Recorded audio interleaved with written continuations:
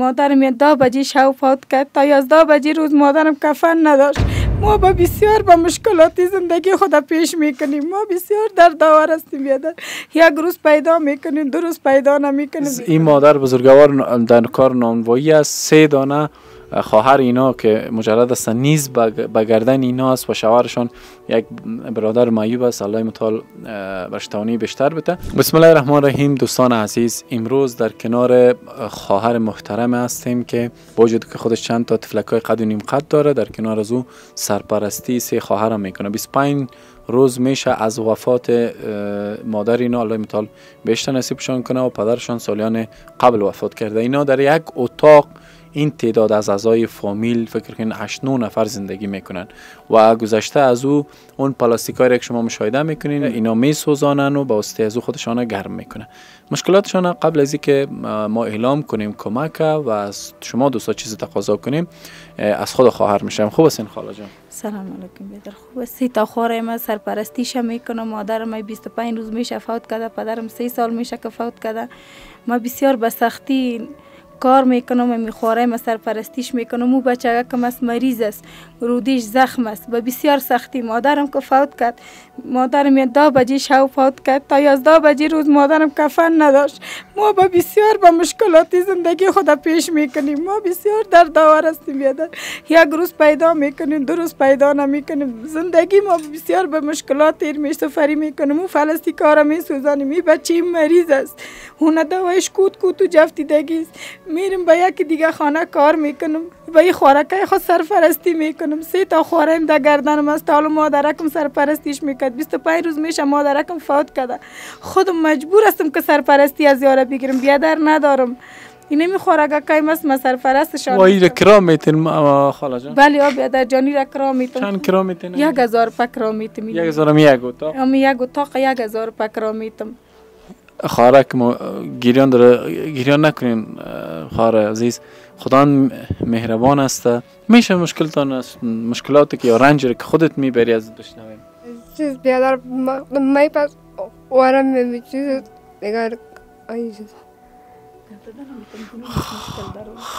این خواهر که ما میگن گلونش تکلیف داره صحبت. ما دوستایی که میبینن بیاین دست به دست هم دیگه بتیم به این مادر بزرگوار، به این خواهرها ما یک خانه اگه بتونیم بگیریم که چی بهتر.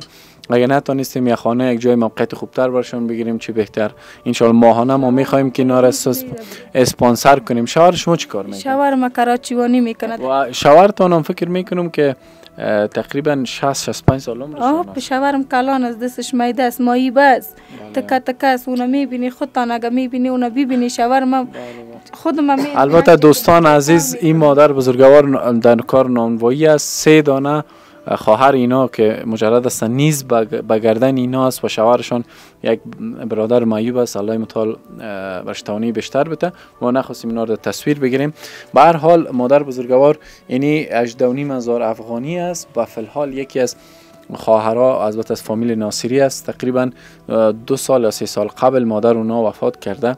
گفتن که از خواهر محترم بخواین که در حق مادر ما دعای خیر کنن، الله متعال اونا رو مغفرت کنه. شما هم درد مادر کشیدین، وفاتش چقدر سخت است. خداوند مادر جان ببخشه که تم امرای ما که کمک کرده. خداوند تعالی مادرش جنت فردوس در نصیبش کنه که دست ما را گرفت. خداوند تعالی جان و جور به بیادر نصیب کنه که به ما کمک کرده. خداوند تعالی او را اجر مکه نصیبش کنه که تمای کمک کرده. ایتیما که دستاور ایتیما را گرفته آمده که غمخوری ما را کرده. خداوند تعالی جان و جور به او بیادر بده. خداوند تعالی مادر جان شب بخشه، جنت فردوس در نصیبش شوه، خیراتشان خداوند قبول کنه.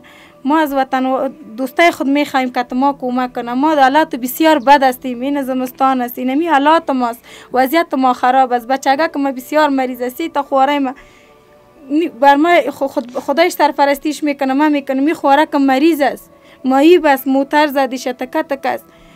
الله متعال از خواهر محترم الله متعال مشکلاتان حل کنه. ان شاء الله ما در کنارتان هستیم و خواهر که پول فرستادن یا برادر که پول فرستادن الله متعال مادرشان مورد مغفرت قرار بده، بهشت نصیب کنه، عالم برزخ سرشان آسان کنه و وارد بهشت شون. الله متعال رضایت خدا شامل حالش کنه و نعمت های نصیبش کنه که هیچ وقت برمان و آرزوی بازگشت به دنیا نباشه و چنان در نعمت غرق باشه که اصلا نعمت های دنیا به نظرش ناچیز معلوم شد الهی و الله متعال مادر شما رو مورد مغفرت قرار امین. بده. خیر ببینی بیادر زنده باشی. شما زنده بسیار زیاد تشکر که غم ما را خاله میخوری.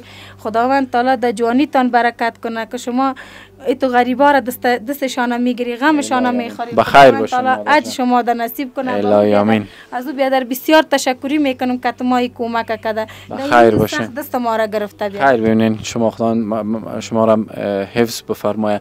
الله متعال خیرات خواهر انشالله به مادرشون یک سایبان قرار بده در روز آخرت و در قبرش الله متعال سبب رحمت و سبب تلطف بگردانه.